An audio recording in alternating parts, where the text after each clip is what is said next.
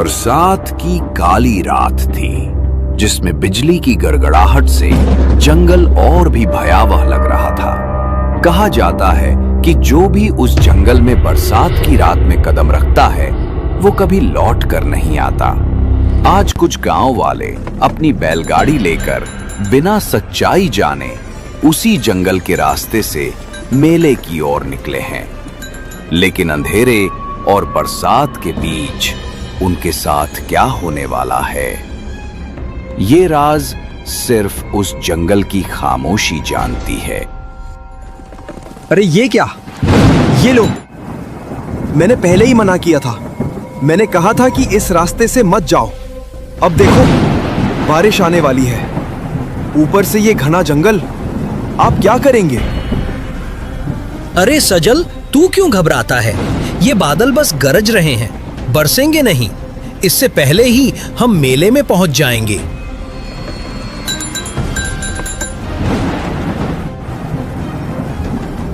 अरे काका, गाड़ी क्यों रोक दी? क्या हुआ? जल्दी चलो ना।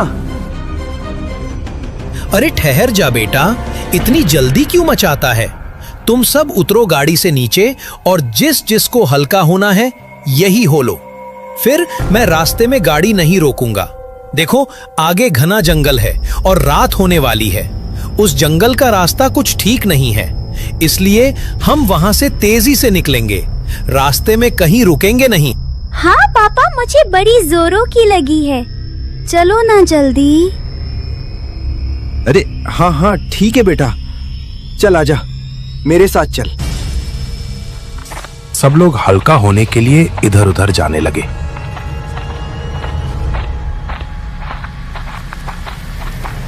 अजी सुनते हो? हम उन झाड़ी के पीछे चले जाते हैं। हाँ ठीक है, लेकिन जरा ध्यान से, डरावना जंगल है, ज्यादा अंदर मत जाना।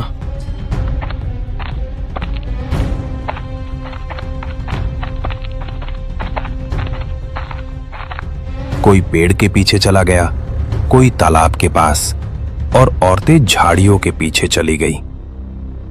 उधर रामू काका के चेहरे पर एक अजीब सा डर दिखाई दे रहा था।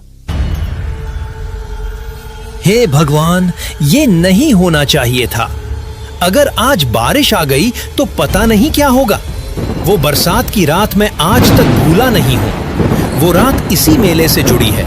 कितने साल बीत गए, रिठेरी गांव के उस मेले में जाते वक्त कभी रास्ते में बारिश नहीं हुई थी, पर आज ऐसा लग रहा है जैसे वो बरसात की रात फिर से लौट रही है।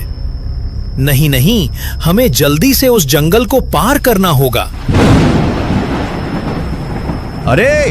अरे आ जाओ सब, जल्दी करो, हमें निकलना होगा, बारिश शुरू होने वाली है। सजल, सब आ गए ना? हाँ काका, सभी आ गए हैं। चलिए चलते हैं। काका, आप इतने डरे हुए क्यों लग रहे हो? क्या हुआ? क्या बात है?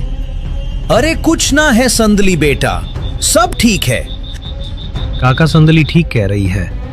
बताइए ना, आपके चेहरे की हवाइयां क्यों उड़ी हुई हैं? आप हमसे कुछ छुपा रहे हैं क्या? अरे केशव बेटा, ऐसी कोई बात नहीं है। तुम सब लोग बैठ जाओ और मेरी बात ध्यान से सुनो। जरा ठीक से संभाल कर बैठना। आगे जंगल आने वाला है। वो जंगल का रास्ता कुछ ठीक नहीं है। मैं तेजी से वहां से गाड़ी निकालूंगा, इसलिए तुम सब ध्यान से बैठे रहना। काका की बात सुनकर सभी लोगों के चेहरे पर डर और गंभीरता के भाव उभर आए। वे सभी गंभीरता के साथ गाड़ी में बैठ गए। रात लगभग हो ही गई थी। चांद पूरा था और उसकी हल्की रोशनी जंगल के सुनसान रास्ते पर फैली थी। घना सन्नाटा, दूर कहीं कुत्तों के भौंकने की आवाज और कभी उल्लू की हू की गूंज। बैलगाड़ी के पहिए मिट्टी के उबड़ खाबड़ रास्ते पर डोलते हुए चले जा रहे थे। तभी बिजली कड़की और वही हुआ जिसका डर रामू काका को था।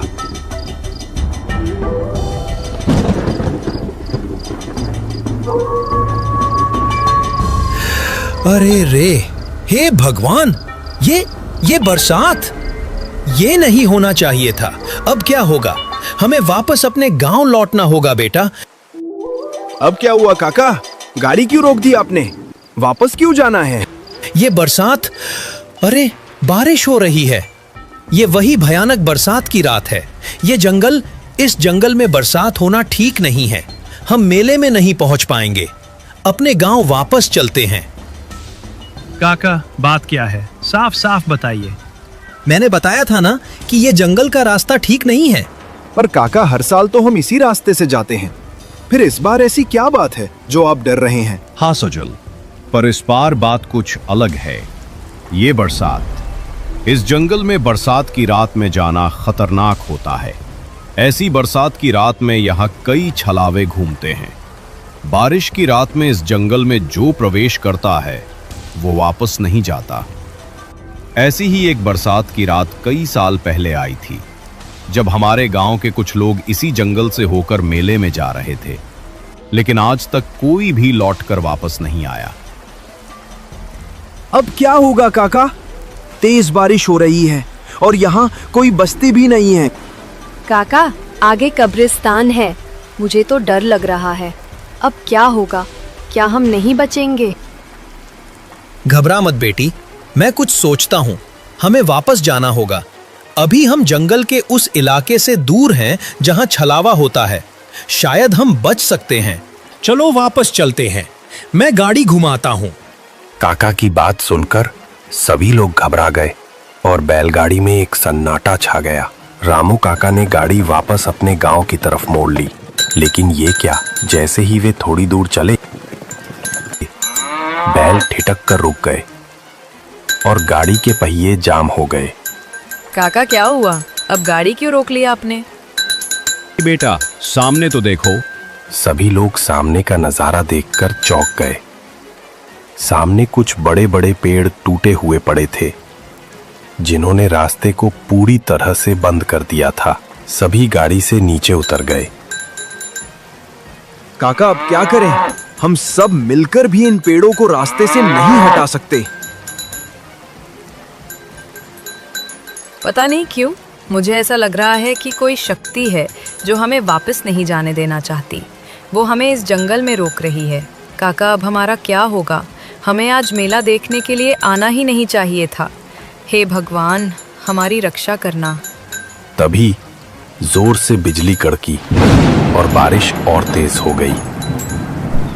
जंगल में दूर से कुत्तों के रोने की आवाज आ रही थी। झाड़ियों के बीच से झींगुरों की किट किट निकलकर पूरे जंगल में गूंज रही थी और वहां का माहौल डरावना होता जा रहा था। तुम सब घबराओ मत, हम यहाँ से सही सलामत घर वापस जरूर जाएंगे। मुझे एक दूसरा रास्ता पता है, हम वहीं से अपने गांव वापस जा सकते हैं। सजल बेटा देखो, अगर हम इस रास्ते से जाएं तो गांव की तरफ जा सकते हैं। पर काका, ये तो कब्रिस्तान का रास्ता है। ऐसी बरसात की भयानक रात में कब्रिस्तान के पास से निकलना ठीक होगा क्या? पर और कोई रास्ता भी तो नहीं है। देख रहे हो ना ये पेड़, इन्होंने पीछे का रास्ता बंद कर दिया है। हमें उसी रास्ते से घर वापस जाना होगा। मेले के लिए गए तो लौटकर वापस नहीं आ पाएंगे। ठीक है काका, इसी रास्ते से चलते हैं। एक तरफ गड्ढा है, दूसरी तरफ खाई। क्या पता गड्ढे में गिरकर बच जाए, क्योंकि खाई में गिरे तो बचना मुश्किल है। बात सही है बेटा। देखो, अब सब लोग गाड़ी में बैठ जाओ। हम लोग कब्रिस्तान के पास से होकर निकलेंगे। कोई घबराना मत। और हाँ, जब हम कब्रिस्तान के पास से गुजरें तो कोई बोलेगा नहीं, सब चुपचाप बैठे रहेंगे। अब चलो। सब लोग बैलगाड़ी में बैठे और काका ने तेजी से गाड़ी को कब्रिस्तान के रास्ते पर भगाना शुरू किया। आधी रात होने लगी थी। बैलगाड़ी धीरे धीरे कब्रिस्तान के पास पहुंच गई। बारिश अभी भी अपने विकराल रूप में थी। आसमान में बादल गरज रहे थे। बिजली की चमक से पूरा जंगल भयानक लग रहा था। बिजली की हल्की रोशनी में टेढ़े मेढ़े पुराने पेड़ ऐसे लग रहे थे जैसे कोई अपने हाथों को ऊपर उठाए खड़ा हो। पेड़ों की सूखी डालियां नीचे लटक रही थीं। कब्रिस्तान की टूटी फूटी दीवारों पर काई जमी थी। तभी हवा अचानक ठंडी हो गई। जैसे किसी ने अपनी सांस रोक ली थी। बैलगाड़ी कब्रिस्तान के पास से गुजरी तो सब चुप हो गए। अचानक एक कब्र से जैसे मिट्टी खिसकने की आवाज आई और दूर से किसी औरत के कराहने की आवाज। ये कैसी आवाज थी? ऐसा लगा जैसे ये आवाज उस कब्रिस्तान से। सजल अपने डर को छुपाते हुए और गले को साफ करते हुए बोला, शायद हवा होगी, हवा की वजह से कुछ गिरा होगा शायद। लेकिन सबके दिल की धड़कन तेज हो चुकी थी। कुछ ही दूरी पर बैलगाड़ी के सामने एक बुढ़िया खड़ी दिखाई दी। उसके हाथ में एक लालटेन थी जो हल्की रोशनी बिखेर रही थी। चेहरे पर झुर्रियां और आंखें गहरी काली गुफाओं जैसी। उसकी आंखों में जैसे कोई राज दफन था, कोई रहस्य। उस औरत को सामने देखकर बैल ठिक ठक कर रुक गए, जैसे बेचाहकर भी आगे नहीं बढ़ पा रहे थे। कड़े जाबो हो रे? अम्मा, वो हम अपने गांव किशनगढ़ जा रहे हैं। इतनी रात में इस जंगल में क्या करन वास्ते आए से?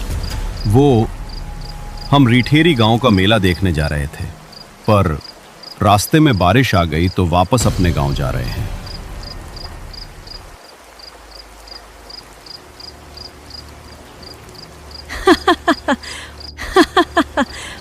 मेला देखन? बरसात की रात में इस जंगल के रास्ते से जो भी जावेगा वो बचे को नहीं। तने पता से ना? जी अम्मा, हमें पता है। उस जंगल में ऐसी बरसात में छलावे घूमते हैं। हम इसलिए ही तो वापस जा रहे हैं। अरे वापस पाछो क्यों जाबा हो भाई? जद मेला देखन आओ हो तो देख लियो ना। म्हारो जी करे थाने एकदम सुरक्षित रास्ता बताबू था। इस पगडंडी पकड़ लो, इस रास्ते से वो जंगल ना आवेगो। तुम लोग सीधा मेले में पहुंच जाओगो और वह भी बिल्कुल सुरक्षित। काका, ये अम्मा ठीक ही तो कह रही है। अब हम इतनी दूर आ ही गए हैं तो मेला देखने चलते हैं ना? पर संदली, ये ठीक रहेगा क्या?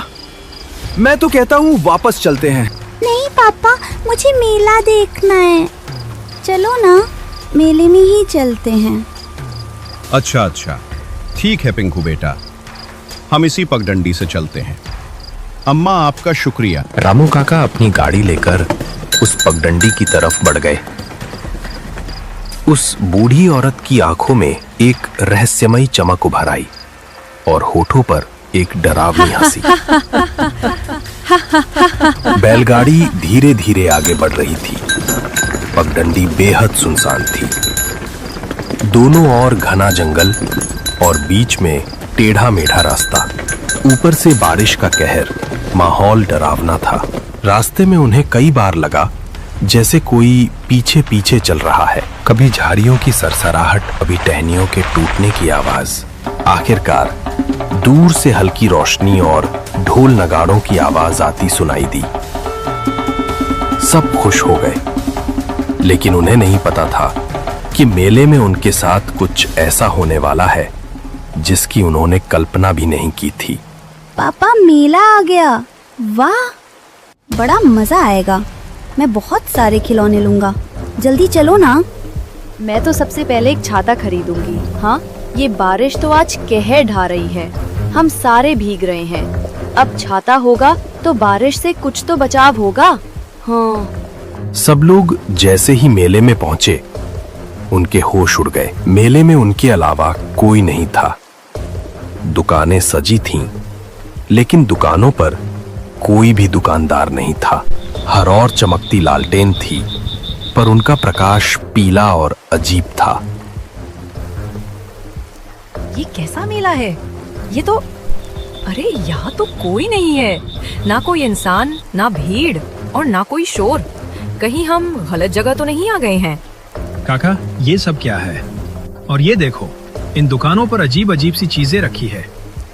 इंसानी खोपड़ी और ये पुराने जमाने के मोमबत्ती रखने के खार्चे। ये सब देखकर ऐसा लग रहा है जैसे हम किसी दूसरी दुनिया में आ गए हैं। मुझे तो यहाँ डर लग रहा है। वैसे तो यहाँ कोई नहीं है काका, लेकिन मुझे यहाँ किसी के होने का एहसास हो रहा है। ऐसा लग रहा है जैसे यहाँ कोई है और हमें देख रहा है, पर यहाँ कोई दिखाई क्यों नहीं दे रहा है काका? हाँ, यहाँ है। यहाँ दुकानदार भी है और लोगों की भीड़ भी है। बस हम उन्हें देख नहीं पा रहे हैं क्योंकि ये एक भूतों का मेला है। हम उन्हें नहीं देख सकते पर वे हमें देख रहे हैं। हम एक छलावे में फंस चुके हैं। चलो चुपचाप यहाँ से गाड़ी की तरफ चलो, जल्दी करो। सब लोग जैसे ही गाड़ी की तरफ दौड़े, कोई काला साया उनके सामने से निकलकर भागा। सब लोग ठिठक गए। वो क्या था? अभी कोई गया यहाँ से? मुझे लगता है हम में से कोई यहाँ से बचकर नहीं जा पाएगा। उनका खेल शुरू हो गया है। तुम डराओ मत केशव, भगवान पर भरोसा रखो। हम यहाँ से सही सलामत घर वापस पहुँच जाएं, ऐसी प्रार्थना करो। उन सभी को अपने पीछे से कुछ लोगों की आवाजें आने लगी और जैसे ही वे पीछे मुड़े, सामने का नजारा देखकर सिहर गए। पूरा मेला लोगों से भरा था। दुकानों पर भी दुकानदार थे, पर वे दुकानदार इंसान नहीं थे। वे सभी अजीब से प्राणी थे। किसी दुकान पर कंकाल सामान बेच रहा था तो कहीं पर कोई राक्षस या पिशाच जैसा प्राणी था। वे सभी भटकती आत्माएं थीं और अचानक से सब गायब हो गए। वो नजारा देखकर सभी लोग सहम गए और गाड़ी की तरफ तेजी से भागे। और जब उन्होंने पीछे मुड़कर देखा तो दंग रह गए। हे भगवान, काका ये कैसा छलावा है? अब हम क्या करें? कैसे बचे इससे? सजल, हमने जो अपनी आंखों से अभी देखा वो सब सच है। वे सब यही है, लेकिन हम उन्हें देख नहीं पा रहे हैं। वे हमें यहां से जाने नहीं देंगे। तो अब क्या करें? पता नहीं, मुझे कुछ समझ में नहीं आ रहा है। वो बूढ़ी औरत जो कब्रिस्तान के पास मिली थी, वो भी एक छलावा ही थी। उसी ने हमें यहां भेजा था। हम इस छलावे से बाहर निकल गए तो ठीक, नहीं तो आज हम में से कोई यहां से जिंदा वापस नहीं जा पाएगा। फिर भी हमें कोशिश करते रहना चाहिए। चलो जल्दी से गाड़ी में बैठो, यहाँ से निकलने की कोशिश करते हैं। वे सब गाड़ी में बैठकर वहां से निकल पड़े, लेकिन जंगल से कुछ दूर घूमने के बाद फिर से उसी मेले के पास पहुंच गए। नहीं काका, हम घूम फिर के फिर से उसी जगह पर आ गए हैं। अब क्या करें? इस छलावे से बचने का कोई रास्ता नहीं है क्या? हाँ, एक रास्ता है। अगर ये बारिश बंद हो जाए तो हम इस छलावे से बाहर निकल सकते हैं। बरसात बंद होते ही छलावा अपने आप गायब हो जाएगा। ये बस बारिश में ही दिखाई देता है। इसलिए जब रास्ते में बरसात चालू हुई थी तो मैं डर गया था। अचानक कुछ ऐसा हुआ जो किसी भयानक सपने से कम नहीं था। चारों ओर से कुछ डरावनी और भयानक आकृतियां उन्हें घेरने लगी। वे धीरे धीरे उनकी ओर बढ़ रही थीं। उनकी आंखों में नफरत, गुस्सा और एक भूख थी। वे आकृतियां भूखी नजरों से उन सभी की ओर देख रही थी। रामू काका और सभी लोगों ने जीवित बचने की उम्मीद छोड़ दी थी। उन्हें लगने लगा था कि अब वे जीवित नहीं बचेंगे। वे आत्माएं उन पर हमला करने ही वाली थीं कि अचानक बारिश बंद हो गई। बारिश के बंद होने के साथ ही वे सभी आत्माएं गायब हो गई और उस भूतिया मेले का छलावा खत्म हो गया। सभी ने चैन की सांस ले। वे लोग तेजी से गाड़ी में बैठे और वहां से निकल गए। हे भगवान, शुक्र है तेरा, आज तक बरसात के इस छलावे से कोई नहीं बच पाया। पता नहीं हमारे ऊपर ईश्वर की कौन सी कृपा हुई जो आज हम इस छलावे से बचकर सही सलामत जा पा रहे हैं। इससे पहले बारिश फिर से शुरू हो जाए, हमें इस जंगल से निकलना होगा। काका, बस आज यहाँ से निकल जाएं। कान पकड़ती हूँ, रिठेरी गांव के इस भूतिया मेले में तो मैं फिर कभी ना आऊं।